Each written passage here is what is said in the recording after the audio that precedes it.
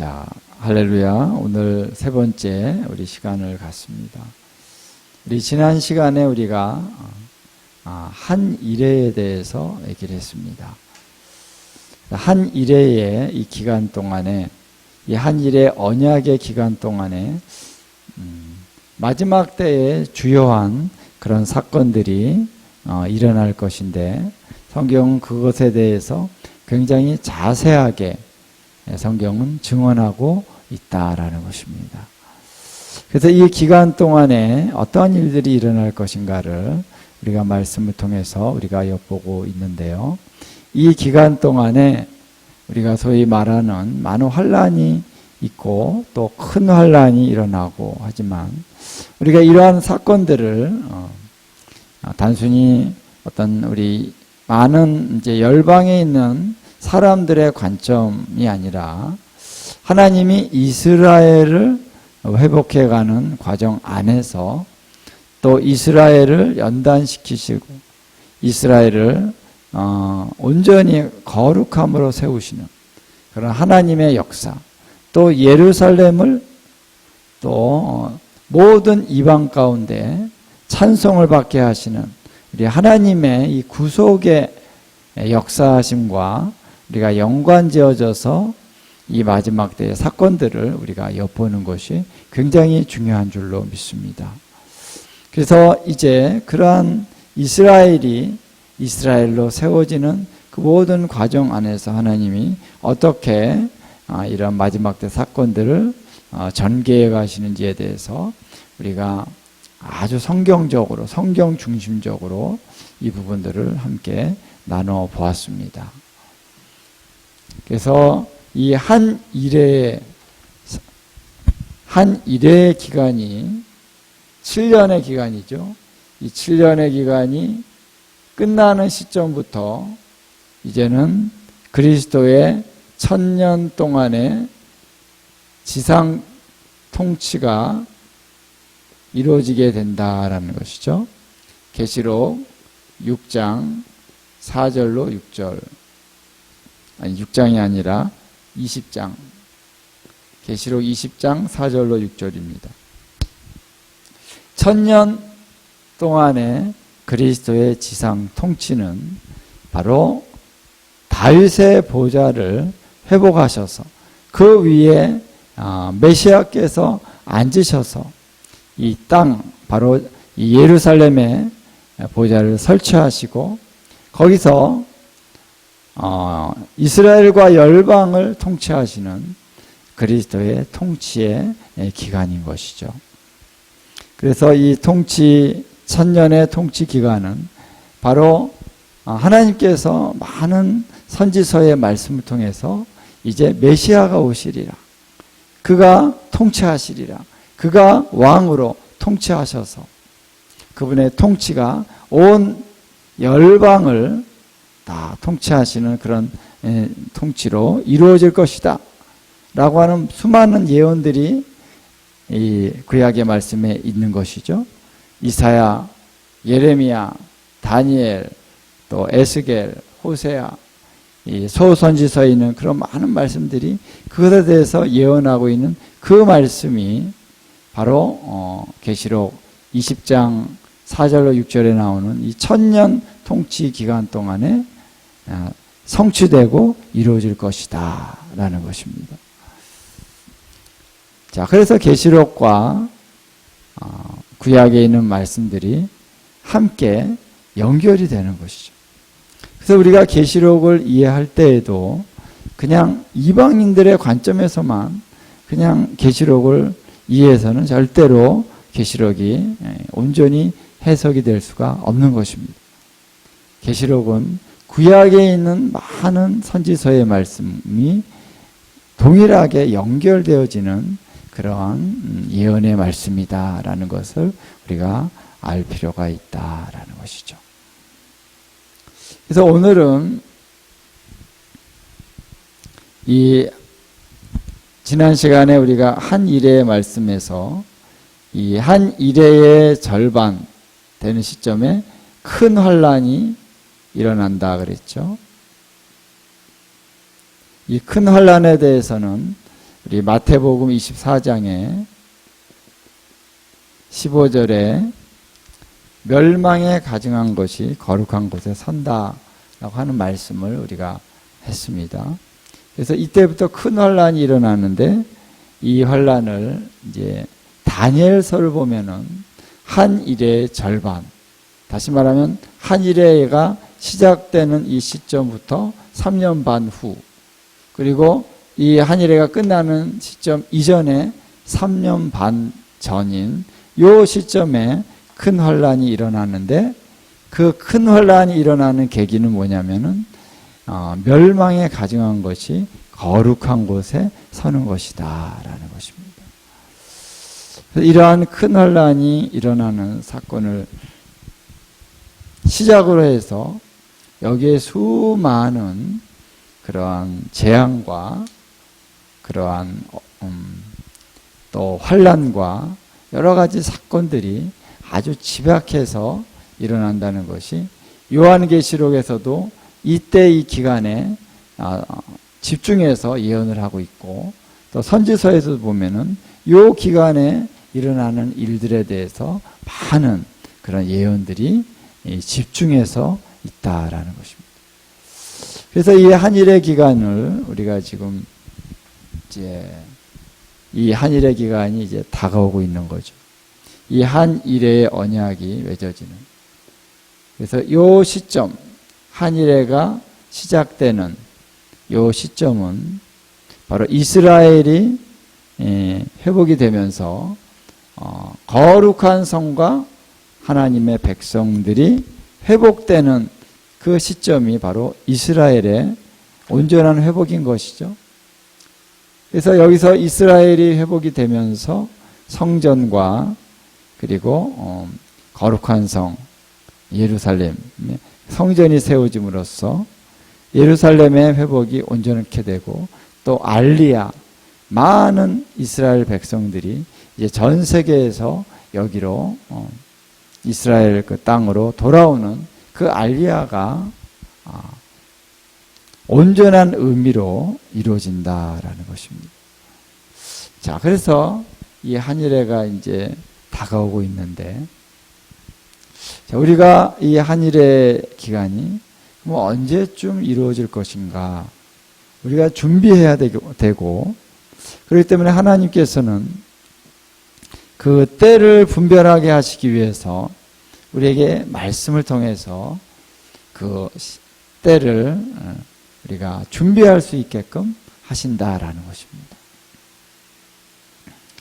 자, 그렇기 때문에 지금 우리가 살고 있는 이 시점과 이 한일의 언약이 시작되는, 예루살렘의 성전이 세워지고 알리야가 온전한 의미에서 이루어지는 요 시점과 어떻게 연결이 되겠는가, 그 사이에 어떠한 일들이 일어날 것인가에 대해서 성경은 어떻게 얘기하고 있는가라는 것을 우리가 한번 좀 엿보고자 하는 것입니다.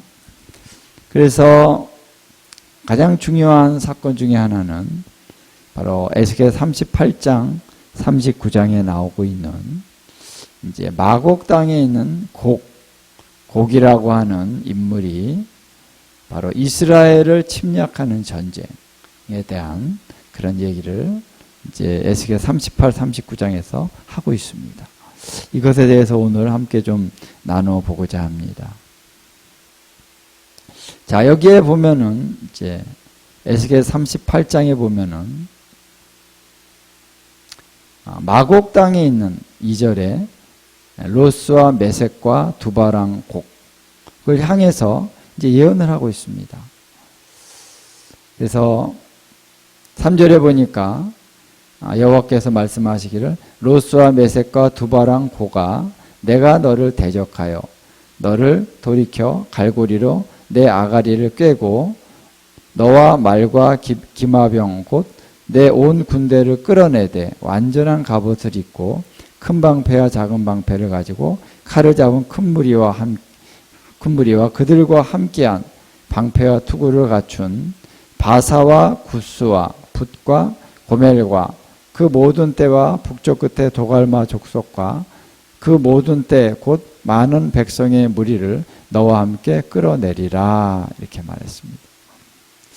자, 여기 보면은 이제 이 말씀이 굉장히 좀 특이하고 굉장히 구체적인 그런 지명이나 이런 얘기들이 나오기 때문에 굉장히 우리의 관심을 집중시킬 수밖에 없는 그런 내용이죠. 자, 이 구절을 우리가 좀 아주 깊이 보려면 사실 시간이 많이 요하기 때문에 좀 단적으로 이렇게 설명을 하면서 넘어가고자 합니다. 그래서 이 마곡 땅이라고 하는 것은 지금의 이제 러시아 땅을 얘기하는 것이죠.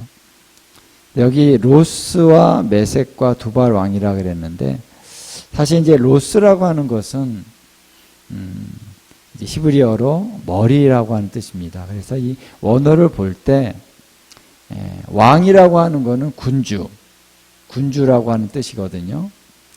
그러니까 이 군주는 군주인데 머리가 되는 군주다. 그래서 그런 뜻으로 이해하는 것이 더 적절한 해석이라고 봅니다. 그래서 이 마곡 땅에 있는 메섹과 두발의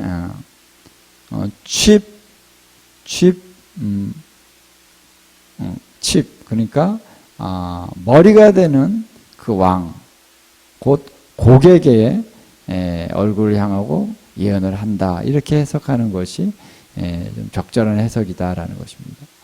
그래서 3절에도 보니까 메섹과 두발 이렇게 나옵니다. 그러니까 메섹과 두발은 이제 성경 이제 창세기 10장에 보면은 거기에 거기에 셈과 함과 야벳의 그런 아들들이 나오고 그들이 이제 70족속을 형성한다라고 하는 내용이 나옵니다. 거기 보면 주로 이제 야벳의 후손들이 바로 여기 나오는 그런 족속들입니다. 메섹과 두발 다 야곱의 아들들이다. 야곱이 아니라 야벳의 아들들이다. 자, 여기에 왕인 곡이라고 하는 인물이죠. 다시 말하면 이제 바로가 이집트의 그 왕의 호칭인 것처럼 곡이 바로 그들의 왕의 호칭이다라는 것입니다. 그래서 여호와 하나님이 그들을 갈고리로 내 아가리를 꿰겠다 그랬습니다. 여기 보면 아가리가 꿰어서 군대를 이끌고 이제 이스라엘을 쳐들어오게 된다라는 것입니다. 근데 함께한 그 지역이 어디냐면 바사는 지금 이란을 가리키는 것이죠. 특별히 이제 이란에 보면은 이란이 이제 페르시아죠. 페르시아. 그리고 구스는 지금의 이디오피아라고 볼 수 있습니다. 붓은 지금의 리비아, 아프리카에 있는 리비아. 그 다음에 고멜. 이 고멜이라는 지역은 지금 우크라이나 그 위에 벨로우시 이런 나라들이 이제 고멜이라고 볼 수 있습니다. 또 북쪽 끝에 도갈마. 이 도갈마가 어디냐라고 하는 것이 좀 의견이 많이 다르긴 한데요. 이 도갈마라고 하는 지역은 이제 지금의 그 아제르바이잔 그리고 그 지역 아제르바이잔이 있고 그 아르메니아가 있는 그 지역이 있죠. 그 지역이 바로 도갈마가 있었던 그 지역이다라고 봅니다. 그러니까 그 위에 보면은 바로 러시아가 있는 거죠. 러시아 밑에 그 나라들이 있습니다. 그 지역과 또 그 밑에 남쪽으로는 이란하고 접경이 되어 있습니다. 그 나라들이 함께 이제 이란과 그 나라들 그 위에 있는 아제르바이잔, 아르메니아. 그래서 정확하게는 그 나라들이 다 함께 할지 모르겠습니다만 그 지역에 있는 도갈마 족속이 있다는 것이죠. 그래서 우크라이나나 벨로우시 이쪽에 있는 나라들도 이제는 함께 이스라엘을 쳐들어오는 그 반열에 서게 될 것이다. 라는 것입니다. 이 말씀을 보면은 언젠가는 그 지역이 러시아의 영향권 가운데 들어간다라고 볼 수밖에 없는 거죠. 우크라이나가. 그래서 이런 나라들이 함께 연합해서 이스라엘을 쳐들어 내려온다. 그래서 여기 보면은 이제 8절을 함께 한번 읽어보겠습니다. 시작. 여러 날 후 곧 말년에 내가 명령을 받고 그 땅 곧 오래 황폐하였던 이스라엘 산에 이르리니 그 땅 백성은 칼을 벗어나서 여러 나라에서 모여 들어오며 이방에서 나와 다 평안히 거주하는 중이라. 자, 여기 보면은 평안히 거주하는 그 이스라엘 백성들, 이스라엘 산에 이른다 그랬습니다. 이스라엘 산은 지금 예루살렘 북쪽이나 예루살렘 남쪽에 많은 산지가 있습니다. 그 지역을 가리켜서 주로 이제 북쪽에 있는 것을 이스라엘 산이라고 많이 얘기하고 또 남쪽에 있는 지역은 유다의 지역이라고 얘기를 하죠. 그래서 아마 이 이스라엘 산이라고 하는 걸 주로 이 북쪽에 있는 그러한 이제 예루살렘 북쪽에 있는 그런 산지들을 가리킨다고 볼 수가 있습니다. 자, 이제 여기로 그들이 쳐들어오는데 여기 보면은 여러 날 후 곧 말년에라고 이제 한국 성경은 번역이 되어 있습니다. 근데 이 원어를 보면은 이제 말년할 때 이 단수가 아니고 마지막 해들 복수로 되어 있습니다. 복수. 자, 성경에 보면은 in the last days 해서 마지막 날들에 이 복수로 쓰여질 때가 있고요. 그리고 그날에 여호와의 크고 두려운 날에 할 때 이때는 날 단수로 써 있습니다. 이 단수로 써 있을 때와 복수로 쓸 때는 의미가 다릅니다. 근데 우리가 한국 성경에도 보면은 이거 그냥 이런 거를 구분하지 않고 그냥 번역을 해 놓은 경우가 많이 있습니다. 그리고 여기에는 이제 해들이라는 거예요. 해들. 그래서 날들이라고 복수를 쓴 것은 뭐냐면은 자, 우리가 어느 시점 마지막 최종적인 마지막 그 시점이 있습니다. 이 마지막 시점은 이제 우리 마지막 때를 볼 때 예수님께서 재림하시는 그날. 그래서 주님의 발이 이 땅에 딱 착지하셔서 오시는 그 시점이 최종적인 마지막 시점이죠. 근데 마지막 날들이라고 하는 것은 뭐냐면은 이 최종적인 마지막 그날 이전에 이 날과 가까이 있는 이 마지막 날을 접근해가는 요 많은 다수의 날들을 가리켜서 마지막 날들이다 이렇게 표현하는 것이죠. 해들이라고 하는 것은 그 마지막 시점과 가까운 여러 해들 전부터 요 기간을 얘기하는 것입니다. 그러니까 이것은 마지막 그 시점이 아니라 마지막 시점과 가까이 있는 그 지점부터의 기간을 얘기한다라고 하는 것이죠. 그래서 오늘 이 말씀을 우리가 많은 분들이 이거는 마지막 예수님이 오실 때 아마겟돈으로 모이는 그 최종적인 그 마지막 전쟁을 얘기한다 이렇게 얘기를 하시는 분들이 있더라고요. 그런데 이 말씀과 마지막 때 말씀하고 정말 같이 대조해서 보면은 많이 다릅니다. 그때랑 같을 수가 없는 여러 가지 그러한 이제 말씀들이 많아요. 그래서 곡을 이제 적그리스도다 이렇게 얘기를 하는데, 여기 보면은 열방의 모든 족속들이 다 온 것도 아니고 몇 개의 족속들만 오고 있습니다. 그리고 이 마지막 때의 그 적그리스도는 어떻게 운명을 하냐면은 산채로 그 거짓 선지자와 함께 산채로 그 유황불에 던져진다고 계시록은 얘기하고 있습니다. 근데 여기 곡은 어떻게 죽냐면 그냥 다 함께 다른 군사들과 함께 그 현장에서 죽는다라고 표현을 하고 있다는 것이죠. 그래서 다르다는 거예요. 우리가 성경에 보면은 어디에 그런 말씀이 있냐면요.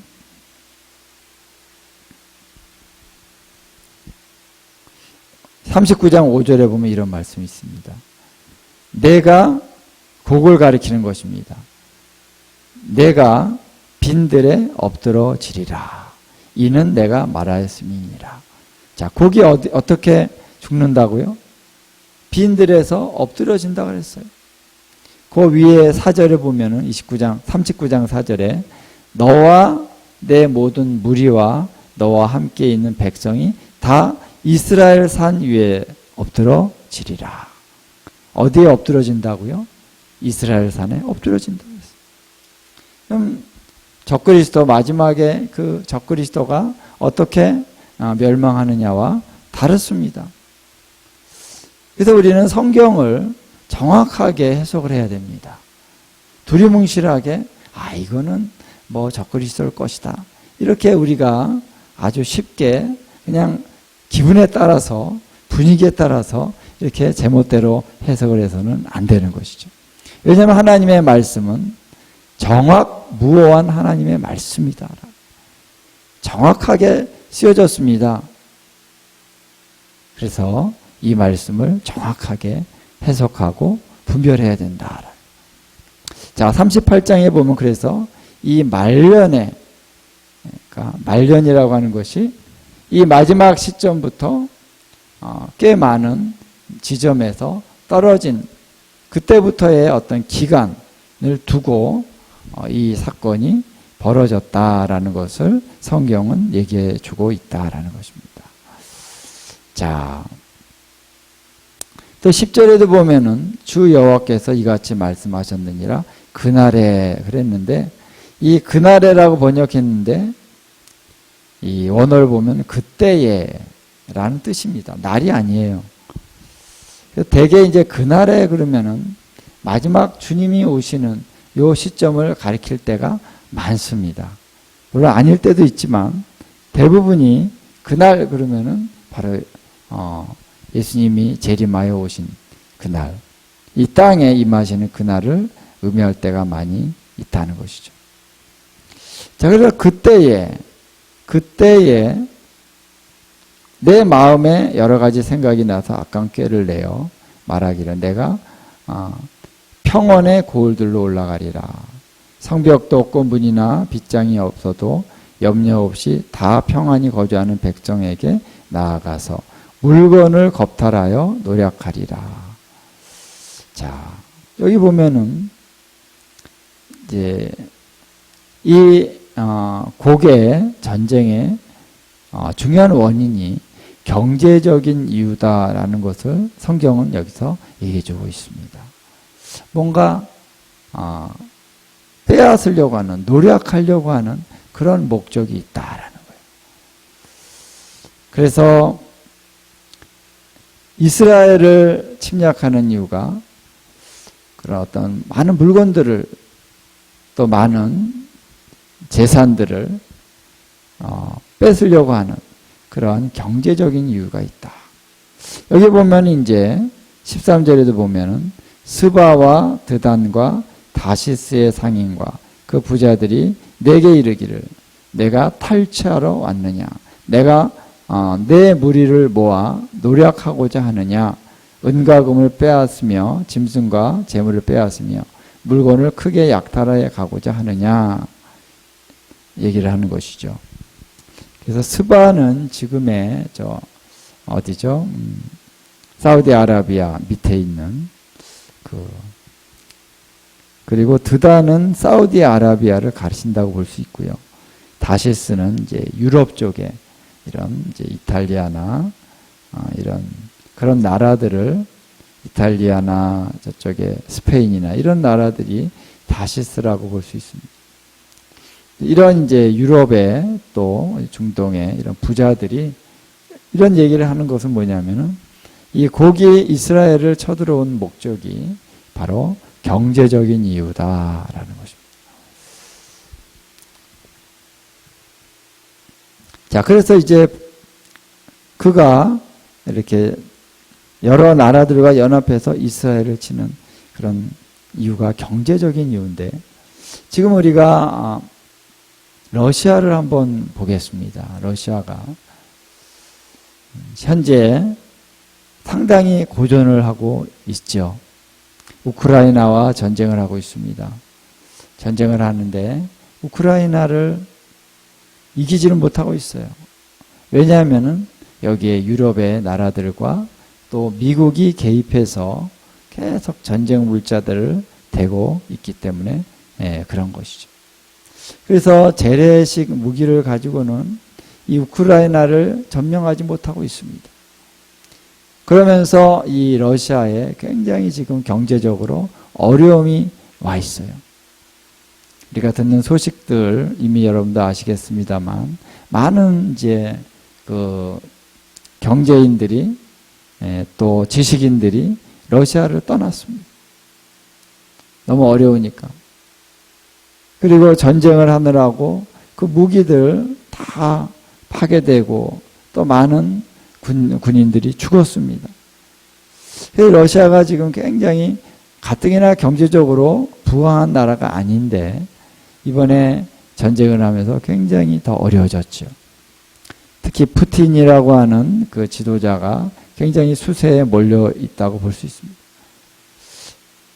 자, 이런 가운데 지금 러시아는 어떤 문제에 봉착했냐면은 이 전쟁에서 만약에 진다면, 패전 국가가 된다면 어마어마한 전쟁 배상을 해야 됩니다. 패전 국가가 되면은 그걸 보상해야 돼요. 그렇죠? 근데 보상할 수 있는 경제적인 능력이 안 된다는 것입니다. 그렇게 되면은 푸틴이라고 하는 그런 권력자는 물러나야 될 뿐만 아니라 어쩌면은 목숨도 위태할 수 있다라는 것입니다. 그리고 러시아가 이제 완전히 나락으로 떨어져서 전 세계 가운데서 정말 그 경제 공황을 겪어야 될 수밖에 없는 그런 상황이 될 수밖에 없다는. 그래서 러시아는 지금 자기들의 패전을 인정할 수 없는 상황 가운데 있습니다. 그래서 전쟁을 계속 지금 하고 있는 것입니다. 전쟁을 끝내면은 자기네들이 망한다는 걸 알기 때문에. 그래서 어찌하든지 승전 국가가 돼야 됩니다. 근데 미국이나 유럽이나 다른 나라들이 지금 계속 우크라이나를 거들고 있기 때문에 지금 어려운 거예요. 전쟁이 벌써 꽤 오랜 기간을 가고 있다라는 것입니다. 그래서 러시아는 이 경제적으로 굉장히 국토는 넓지만 어려움을 겪는 나라입니다. 뭔가가 필요한 것이죠. 경제적인 어떤 돌파가 필요한 것입니다. 이런 상황 가운데서 이제 어느 시점에서 러시아는 자기네 나라의 어떤 회복을 위해서 이스라엘을 침략하기로 결정하고 실행하게 된다라는 것입니다. 왜냐하면 이스라엘에 엄청난 그런 석유와 천연가스의 매장량이 있는 그런 유전이 있음을 우리가 알고 있죠. 그리고 이 사해 지방에 엄청난 이 미네랄이 있습니다. 이스라엘은 굉장히 자원이, 땅이 적음에도 불구하고 자원이 풍부한 나라입니다. 그래서 이스라엘을 치러 오는 것이죠. 자, 이런 이제 시점에서 바로 이 전쟁이 이루어지고 있는 것이다라는 거예요. 자, 지금 우리가 이제 이 고개 전쟁, 러시아가 이제 여러 나라들과 함께 연합해서 온다는 말씀을 들었을 때, 자, 여기서 우리가 눈에 띄는 나라가 어느 나라냐면은 바로 바사, 이란이죠. 지금 현재 이번에 하마스의 배후에 이란이 있었다라고 하는 걸 우리 다 아는 사실입니다. 이란은 지금 공공연하게 이스라엘을 치려고 정말 엄청난 그런 힘을 다하고 지금 핵무기를 만들고 있는데 아직은 핵무기가 완성된 단계는 와 있지 않다고 얘기를 하고 있습니다. 그러니까 핵무기뿐만 아니라 이것이 미사일로 장착해서 정말 이스라엘에게 위협이 될 수 있는 정도의 수준에는 아직은 이르지 않았다. 그렇기 때문에 지금은 그 나라가 직접적으로 지금 이스라엘을 대항하지는 못하고 있고 이 하마스와 같은 테러 단체들을 자꾸 지원해가지고 이스라엘을 괴롭게 하고 있는 수준이다라는 것입니다. 자, 그래서 이란이 있고 시리아도 굉장히 이스라엘을 대적하고 있고 그리고 레바논 같은 경우는 그 남부 지역에 헤즈볼라들이 그 남부 지역을 장악하고 있어서 계속 이스라엘을 계속 괴롭히고 있습니다. 푸티 반군도 좀 지역은 떨어져 있는데 이 푸티 반군들도 지금 이스라엘과 전쟁을 선포했습니다. 하마스는 물론이고, 그러니까 이스라엘은 지금 여러 그런 테러 단체들이나 나라들이 이스라엘을 대적하고 있습니다. 그리고 이스라엘 내부에도 여러 그런 테러 분자들이 계속 테러를 일으키고 있습니다. 참 어떻게 보면은 너무나도 어려운 가운데 이스라엘이 있다는. 게다가 이제 전 세계의 언론이 이스라엘은 지금 너무 어렵고 막 여러 가지 문제가 있는데 계속 이스라엘을 참수하고 있습니다. 이런 가운데 이스라엘이 이제 이렇게 지금 모든 것들을 극복해 가고 하고 있는데, 자, 이번에 일어난 전쟁은 사실 좀 과거와는 좀 다릅니다. 하마스가 그전에도 많이 로켓을 쏘고 그랬습니다. 근데 이번에는 굉장히 특별하게 또 기술적이고 또 규모도 굉장히 큽니다. 그리고 배후에 이란이 있으면서 전 세계가 이제 이스라엘에 대해서 계속 악감정을 드러내고 있습니다. 그래서 이러한 어떤 흐름이 어느 정도 단절됐다가 또 다시 나중에 언젠가는 또 일어나는 이런 차원이라기보다는 지금 이 하마스와의 이번의 전쟁은 이번에 어느 정도 해결이 될지라도 또 다시 계속적인 그런 침략의 흐름들이 이어져 갈 것이다. 위에 헤즈볼라도 있고요. 또 이란이 어떻게 해서든지 이런 부분들을 계속 획책하고 있다는 것이죠. 그래서 이란이라는 나라가 혼자서 이스라엘을 대적하기는 쉽지가 않습니다.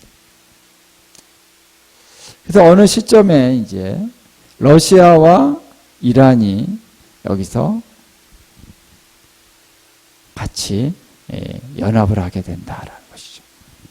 그리고 다른 나라들도 함께 이렇게 연합이 되면서 이 나라들이 이제 이스라엘을 쳐들어오게 될 수 있는 그런 분위기가 이제 고조가 되려면은 여기에 어떤 몇 가지의 어떤 조건이 따라줘야 됩니다. 지금 국제 정세 가운데. 자, 첫째는 뭐냐면 미국이 여기 개입해서는 러시아가 쳐들어올 수가 없죠. 지금과 같은 상황 속에서 우크라이나도 점령을 못합니다. 왜? 미국이 그것을 제재하고 있기 때문에 그렇습니다. 그런데 이스라엘을 어떻게 쳐들어옵니까? 거기에 미국이라고 하는 나라가 이 러시아를 대항할 수 없는 그러한 시점에 와 있을 때 이 일이 일어날 수가 있다라는 것이죠. 그래서 미국이 지금도 여러 가지 조짐이 있습니다만 미국이 굉장히 나락으로 떨어지는, 약화되는, 그래서 국제적인 그러한 이제 무대에서 그 패권을 지금처럼 패권 국가로서의 역할을 할 수 없는 때가 온다라는 것입니다. 굉장히 가까워왔다는 것입니다. 그런 징조들이 지금 보이고 있습니다. 또 두 번째는 이 중국이라고 하는 나라가 굉장히 패권 국가로 지금 힘쓰고 있죠. 이 중국이라는 나라도 여기에 제재를 가할 수 없는 어떤 위치에 서게 될 것이다 라는 것입니다. 그래서 미국이나 중국이나 이런 나라들의 패권이 이제는 떨어지는 때가 온다라는 것이죠. 여기서 많은 분들이 지금 뭐 자세한 얘기들도 하고 있습니다.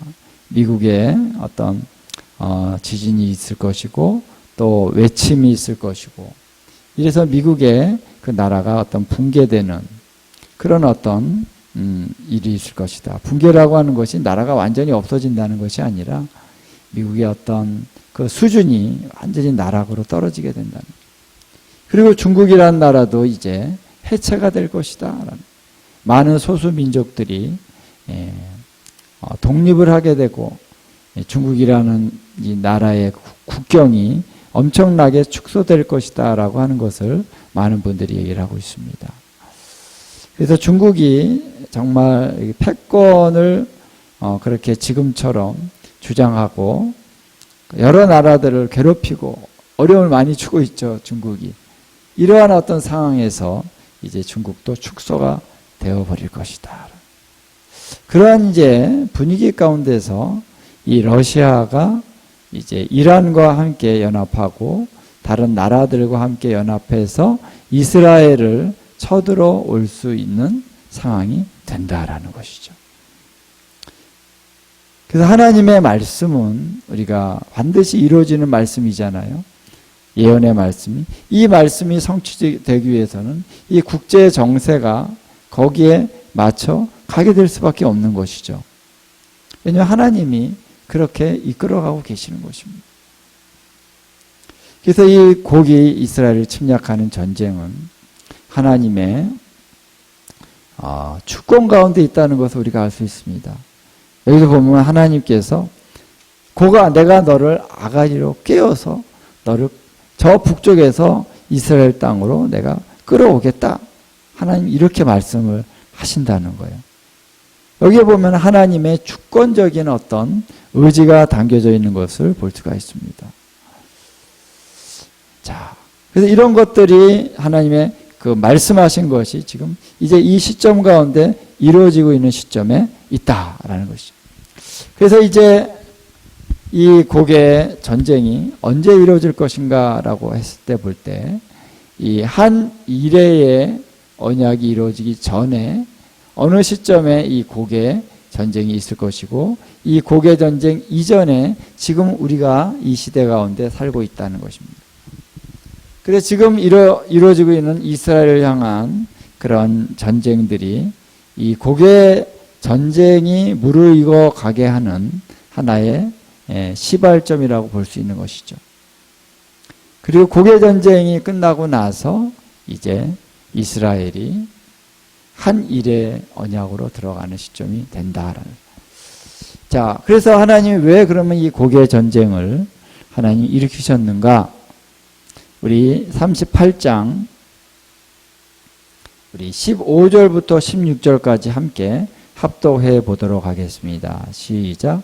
내가 내 고국 땅 북쪽 끝에서 많은 백성 곧 다 말을 탄 큰 무리와 능한 군대와 함께 오되 구름이 땅을 덮음같이 내 백성 이스라엘을 치러 오리라.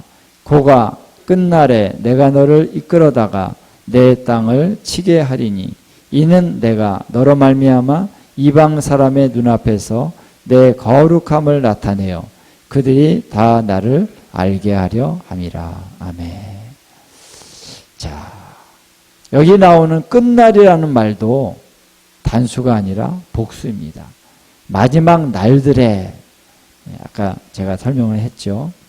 내가 너를 이끌어다가 내 땅, 이스라엘 땅을 치게 하리니 왜 주님이 이렇게 하십니까? 나오고 있죠. 이는 내가 너로 말미암아 이방 사람의 눈앞에서 내 거룩함을 그들이 다 나를 나타내어 그들이 다 나를 알게 하려 함이라. 여기에 하나님의 목적은요.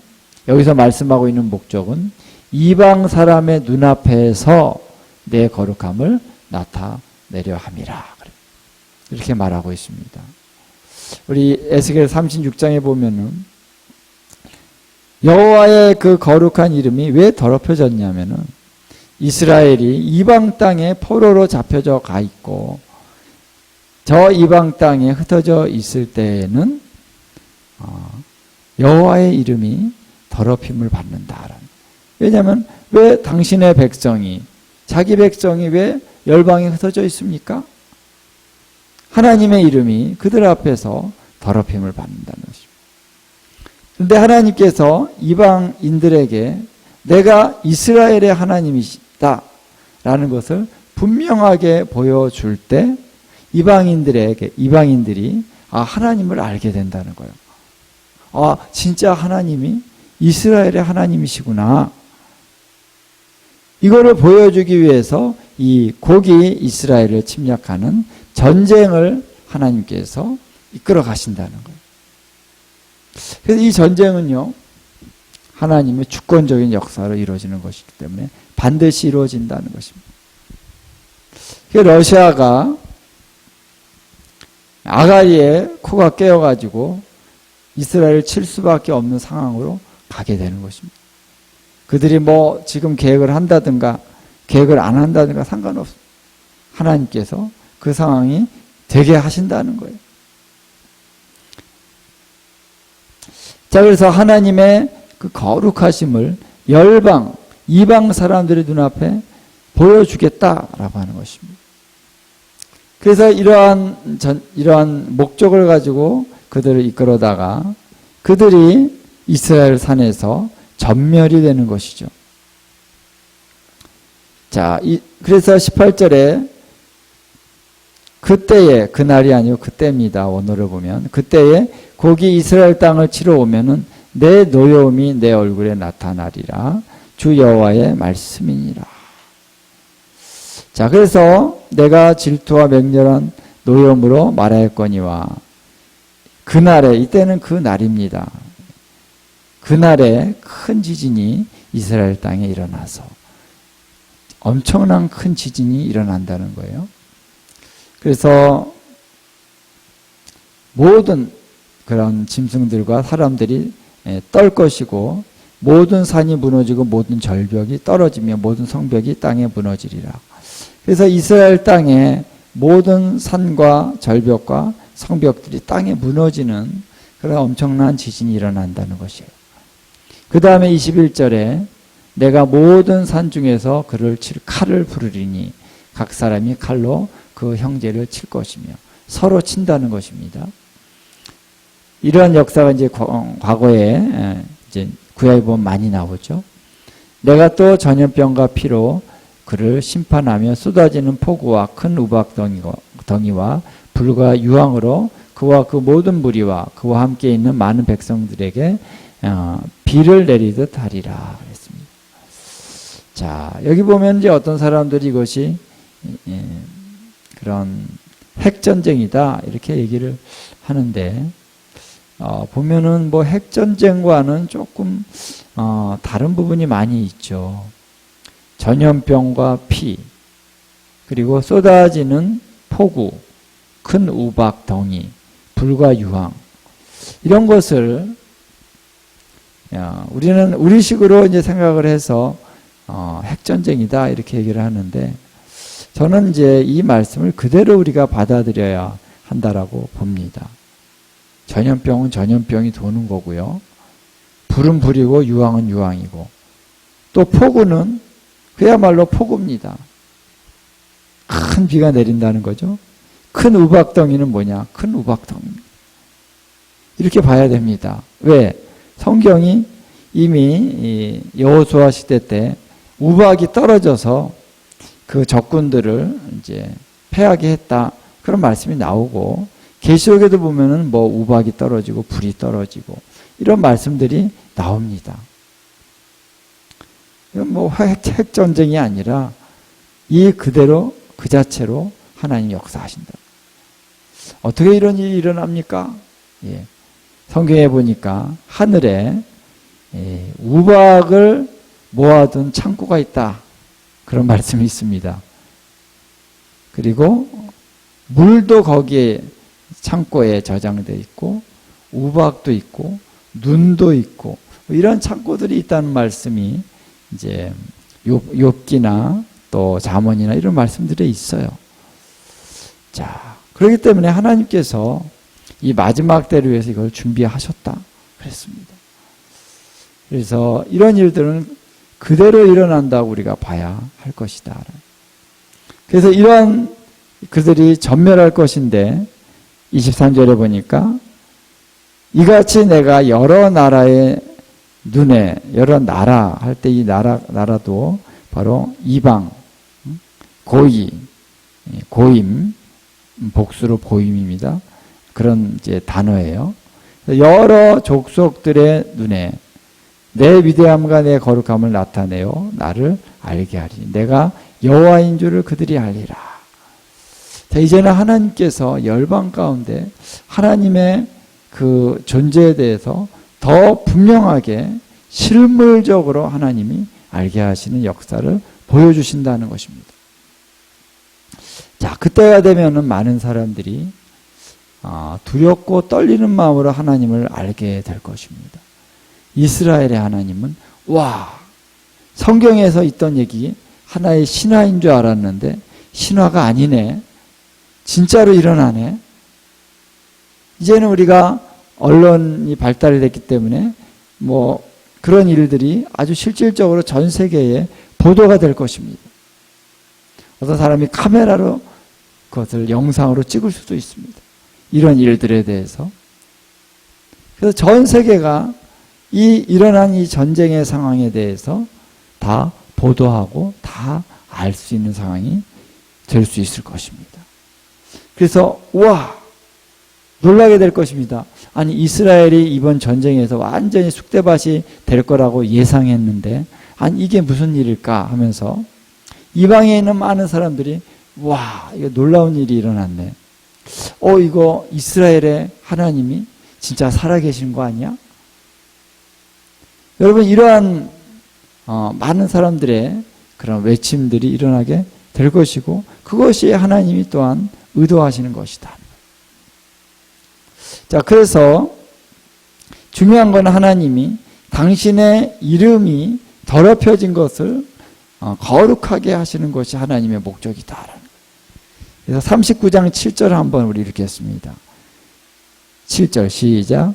내가 내 거룩한 이름을 내 백성 이스라엘 가운데에 알게 하여 다시는 내 거룩한 이름을 더럽히지 아니하게 하리니 내가 여호와 곧 이스라엘의 거룩한 자인 줄을 민족들이 알리라 하라. 아멘. 여기 민족이라고 번역한 것도 똑같이 고임, 이방인들, 이방 족속들을 가리키는 것입니다. 자, 그래서 이제는 내 거룩한 이름을 내 백성 이스라엘 가운데 알게 하리라. 이스라엘도 여호와께서 바로 우리의 하나님이시구나. 그 이스라엘의 하나님 여호와를 이스라엘 백성들도 알게 하시고 또 열방이 알게 하리라. 자, 이것이 하나님의 이 전쟁을 일으키시는 목적이다라는 것입니다. 할렐루야. 그래서 이 일을 주님이 일어나게 하실 것이라는 거예요. 자, 이런 사건이 일어나면은, 자, 이제는 이스라엘이라는 나라가 저 구석에는 이스라엘 나라 잘 모르는 사람도 있고요. 근데 이번에 매스컴에서 막 이스라엘 전쟁을 얘기하다 보니까 이스라엘을 많은 나라들이 이제 알게 됐습니다. 관심을 갖게 됐습니다. 근데 이 사건이 이제 에스겔 39장에 있는 이 사건이 일어나고 나면 전 세계가 이스라엘을 주목할 것입니다. 그렇다고 다 사람들이 하나님을 믿게 되는 건 아니겠지만 그날에 많은 사람들이 하나님을 믿게 되는 역사가 일어날 것이다. 그걸 우리가 뭐라고 얘기합니까? 부흥이라고 얘기합니다. 열방에 부흥이 일어나고 또 이스라엘에도 부흥이 일어날 것입니다. 할렐루야. 하나님이 의도하시는 것은 그거예요. 자, 이 사건을 통해서 이 고개 전쟁이 일어나면서 이스라엘에서도 많은 사람들이 하나님을 만나는 역사가 일어날 것입니다. 또 이방에서도 하나님을 만나는 역사가 일어납니다. 부흥이 일어납니다. 할렐루야. 이제는 마지막 때는 하나님께서 직접적으로 전도한다 그렇지만은 전도와 선교를 하나님 직접 하십니다. 예. 이런 방법을 통해서 하나님이 전 세계 가운데 하나님의 이름을 알리실 것이다. 예, 할렐루야. 이 말씀에 대해서 이제 이 사건에 대해서 39장 21절에 보면은 또 다시 이제 얘기를 하면서 쭉 말씀을 좀 더 깊이 있게 하고 있는데요. 21절에 보니까 자, 함께 읽겠습니다. 21절. 내가 내 영광을 여러 민족 가운데에 나타내요. 모든 민족이 내가 행한 심판과 내가 그 위에 나타내는 권능을 보게 하리니. 할렐루야. 자, 모든 민족이 이것을 보게 하리라. 그 권능을 보게 하리라. 할렐루야. 그 다음에 22절. 그날 이후에 이스라엘 족속은 내가 여호와 자기들의 하나님인 줄을 알겠고. 이스라엘이 이제 민족적으로 이러한 전환이 있을 거라는 거예요. 아, 여호와 하나님이 바로 우리의 하나님이시구나. 지금 여러분 이스라엘 가보면요, 대부분이 세속인들인데, 세속인들은 지금 뭐 이제 군대 갔다 와가지고 이제 기간이 있고 돈도 받고 그러니까 인도에 가서 불교 절에 가서 거기서 도를 배우고 오고 막 그래요. 불교나 또 힌두교. 거기 보면 유대인들이 많대요. 지금 실제로 이 이스라엘 땅에는 너무나도 많은 그런 부정과 부패와 음란과 또 주술과 이런 것들이 어마무시하게 많습니다.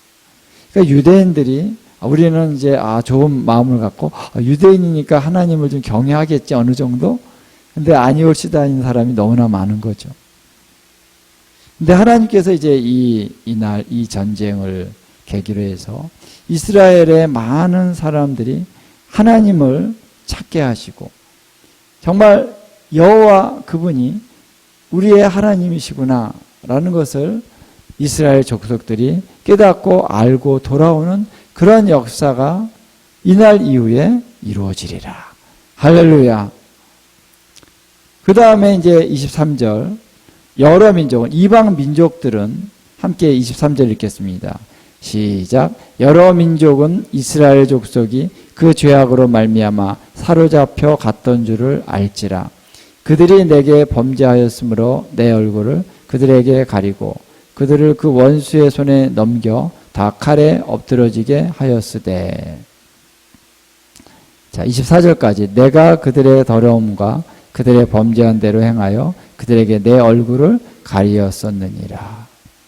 자, 이방인들이 하나님이란 분이 이스라엘 하나님의 백성이란 이스라엘 족속도 지금 전 세계에 사로잡혀 가 있는데 하나님이 살아 계시겠어?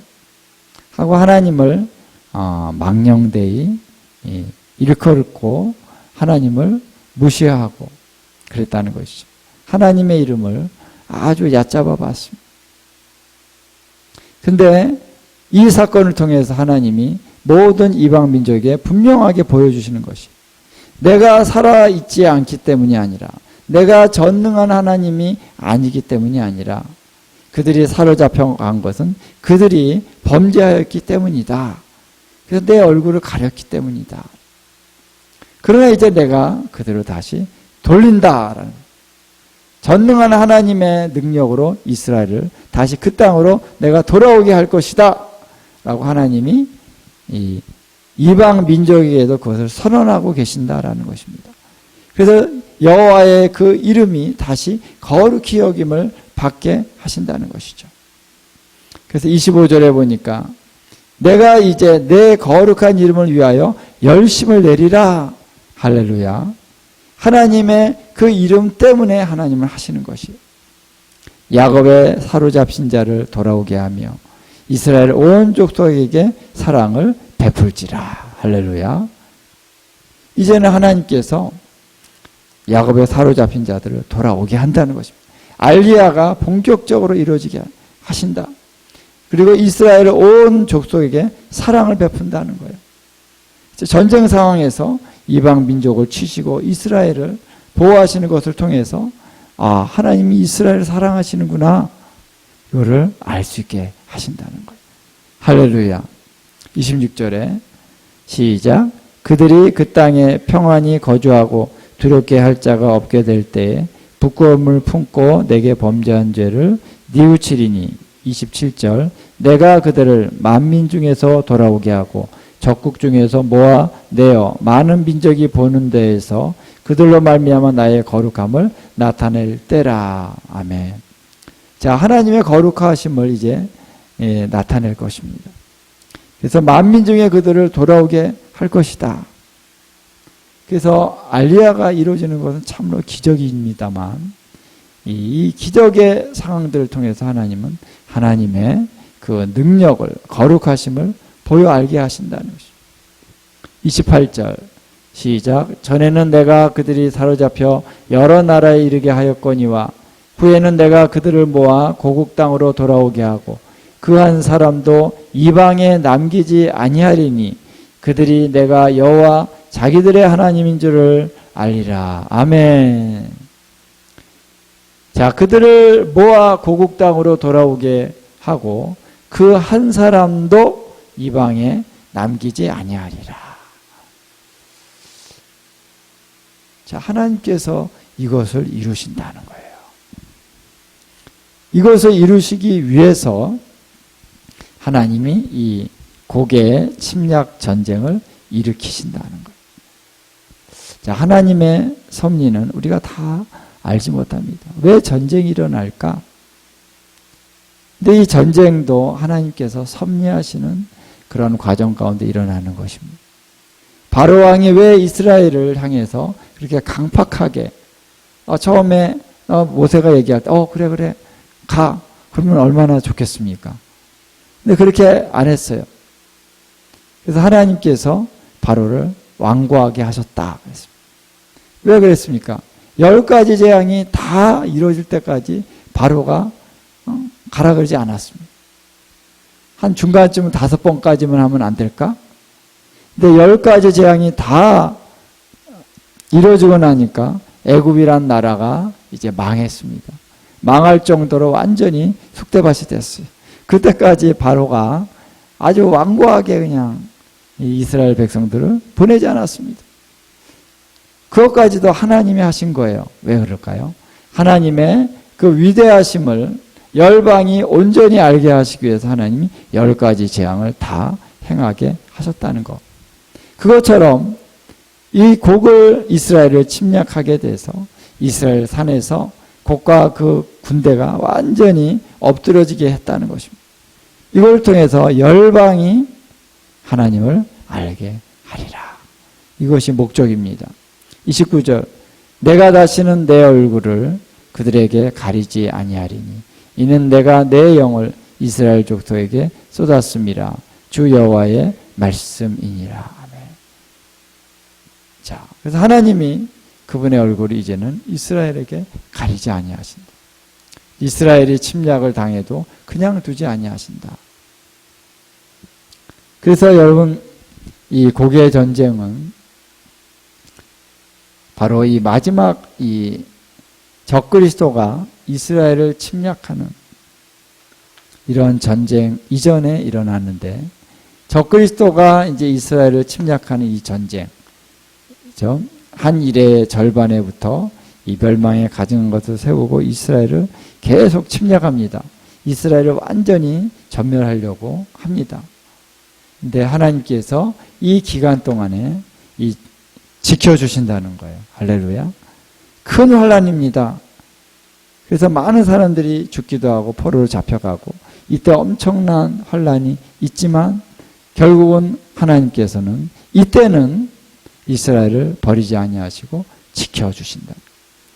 그래서 이제 메시아께서 재림하여 오시는 최종적인 그 시간에 이 적그리스도를 필두로 한 이 이방의 군대들을 주님이 완전히 전멸하시면서 이스라엘을 구원해 주신다.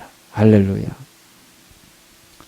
그래서 이때는 얼굴을 가리지 아니하신다는 것을 여실하게 보여주고 있는 것이죠. 자, 그래서 이 전쟁이, 이 국외 전쟁이 일어난 다음에 어떤 일이 일어나냐면은 이 에스겔서 39장에 보니까 이 본격적인 알리야가, 대대적인 알리야가 이루어져서 수많은 이스라엘 족속들이 그들의 고토로, 그들의 고국으로 돌아오게 된다. 할렐루야. 그래서 이들이 돌아와야만 이스라엘의 회복이라고 하는 것이 진정한 의미가 있는 것이죠. 그래서 다시 한번 제가 부연해서 말씀드리면은 이 본격적인 알리야가 이루어지고 나서 또 예루살렘의 성전이 세워지고 또 그래서 예루살렘이 본격적으로 이제 온전한 의미의 예루살렘이 회복됐다라고 할 수 있을 때 바로 이 한일의 기간이 정식으로 시작이 될 수가 있다라는 것입니다.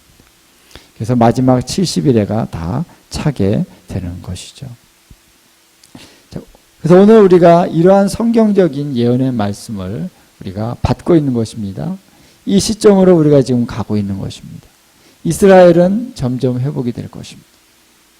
이스라엘은 점점 강대한 나라가 되고 이스라엘은 점점 부흥하는 역사가 일어나고 여기서 많은 사람들이 하나님을 만나게 되는 역사가 이스라엘에서 지금 민족적으로 이루어지는 그런 일들이 지금 일어나게 될 것이다. 그래서 이 한일회로 들어갈 때는 이스라엘의 많은 사람들이 하나님을 만나고 하나님 안에서 충만하고 바로 예수와를 알게 되는 것이죠.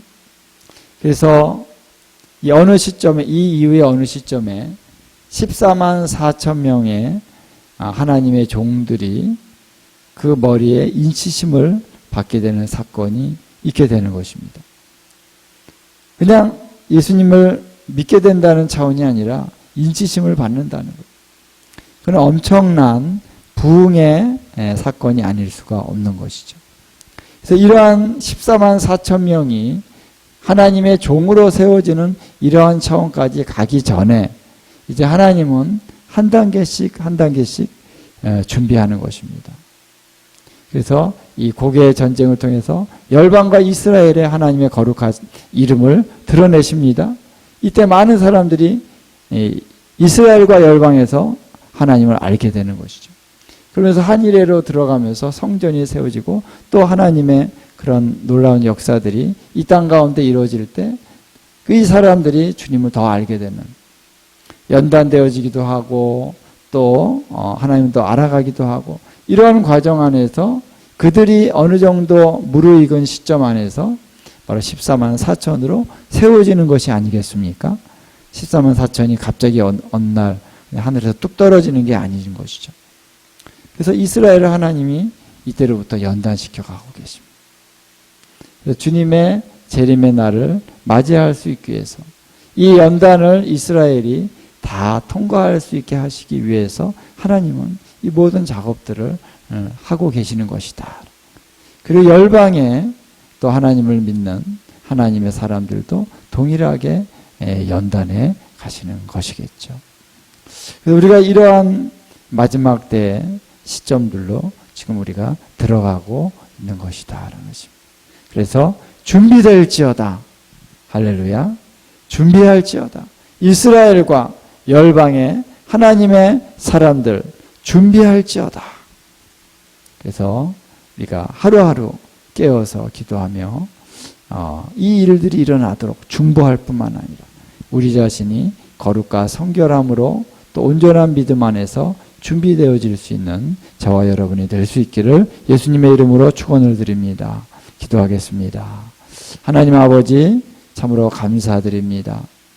우리 하나님은 전능하신 하나님이심을 하나님의 역사가 나타나지 않고 있기 때문에 우리가 착각할 수 있습니다. 하나님의 심판은 이루어지지 않을 것이다. 주의 날이 언제 오겠느냐? 많은 사람들이 하나님의 말씀을 믿지 않고 내가 생각하는 대로 이 세상이 전개될 것이라고 착각하고 있습니다. 내가 지금 누리고 있는 그러한 즐거운 세상이 계속될 것이라고 생각하고 있습니다. 하나님, 그러나 오늘 우리가 하나님의 말씀을 통하여 믿음을 붙잡게 해주십시오. 반드시 심판이 올 것이며 반드시 주님께서 재림하여 올 것이며 주님이 말씀하신 모든 전쟁과 환난과 재앙의 사건들은 반드시 이루어질 것이다. 우리가 깨어서 준비하게 해주십시오. 깨어서 기도하게 해주십시오. 특별히 우리 한국교회가 깨어 기도하게 해주십시오. 그래서 주님의 그 오실 날을 준비하며 또한 각자 자신들이 거룩과 성결함으로 준비되어져서 우리 주님의 거룩하신 그 구원의 날에 온전한 하나님 구원의 반열로 들어갈 수 있는 하나님의 백성들로 다 세워질 수 있도록 역사해 주시옵소서. 감사드리오며 예수님의 귀하신 이름으로 기도하옵나이다. 아멘.